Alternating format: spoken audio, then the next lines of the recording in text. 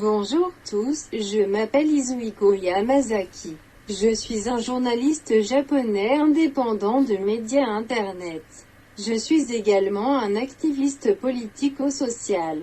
Je fais tous les jours sauf samedi et dimanche l'émission en japonais e-news live par Tweakazing à 21 h à l'heure locale depuis plus de 8 ans. À chaque émission j'ai environ 500 spectateurs.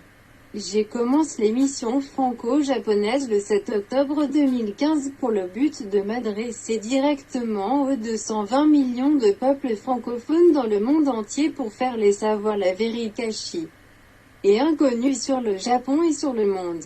Le sujet: pourquoi seuls les riches accroissent-ils encore leurs actifs alors que l'économie réelle est détruite par la nouvelle pandémie du corona et que la vie des gens ordinaires est détruite?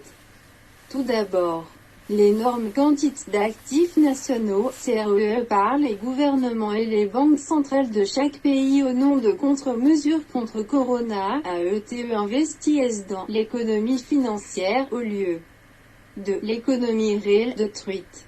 En conséquence, la bulle financière du Corona s'est produite à l'échelle mondiale. En conséquence, il est devenu le cours de bourse sans précédent. Le résultat de la bulle financière du Corona 1. Aujourd'hui mercredi, 25 novembre 2020. Le cours moyen de l'action du Dow américain a atteint pour la première fois le niveau de 30 000 $ et le cours moyen de l'action Nikkei a dépassé 500 yens pour atteindre 26 600 yens, marquant le cours de l'action sans précédent. 2. Le total des actifs détenus par les personnes les plus riches du monde avec des actifs dépassant 1 milliard de dollars, 104,51 milliards de yens, s'élevait à 10,2 trillions de dollars, environ 1,0660 trillions de yens en juillet de cette année, et il a dépassé le record de 2017 de 1,3 trillion de dollars, environ 135,8 trillions de yens.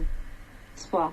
Le nombre de personnes les plus pauvres du monde qui vivent avec moins de 1,9 $ par jour passe de 80 millions à 180 millions au cours des 5 mois allant de mars à août de cette année 2020. Pourquoi la bulle financière du Corona s'est-elle produite? C'est-à-dire que la plupart des actifs nationaux totalisant environ 10 trillions de dollars, environ 1,045 trillions de yens, que les gouvernements et les banques centrales des États-Unis, du Japon et de l'Europe ont CRES sous le nom de contre-mesures contre Corona, n'ont pas été investis dans l'économie réelle. Ils ont été investis dans l'économie financière. À l'origine, l'énorme somme d'actifs nationaux devrait être directement investie dans le grand public, les entreprises, les gouvernements locaux et le gouvernement central de chaque pays directement touchent pas la nouvelle pandémie du corona.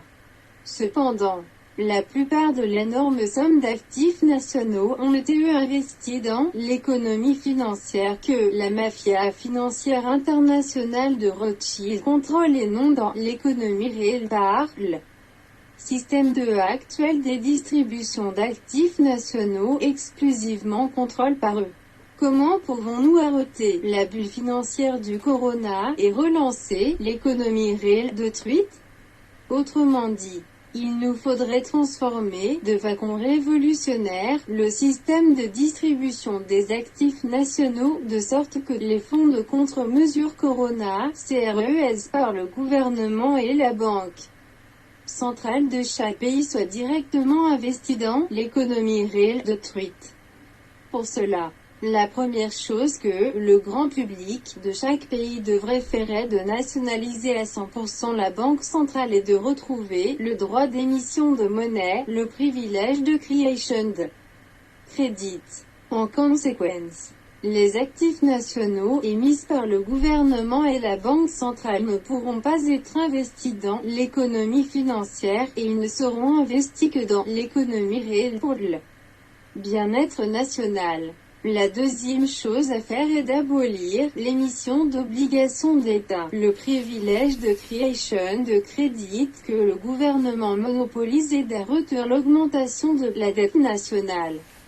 La troisième chose à faire est d'abolir le système de dépôt de réserve qui générait de l'argent à partir de rien, monopolise par les banques privées de priver les banques privées de privileged creation de crédit.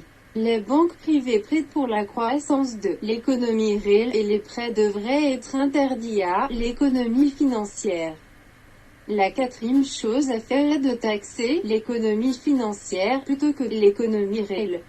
En d'autres termes, la taxe sur les transactions financières de 5% devrait uniformément être taxée sur toutes les transactions de produits financiers au chaque pays du monde pour garantir de nouvelles recettes fiscales. Les nouvelles recettes fiscales devraient être utilisées pour financer la croissance économique réelle, le revenu de base, les allocations familiales, l'éducation entièrement gratuite, et le bien-être national.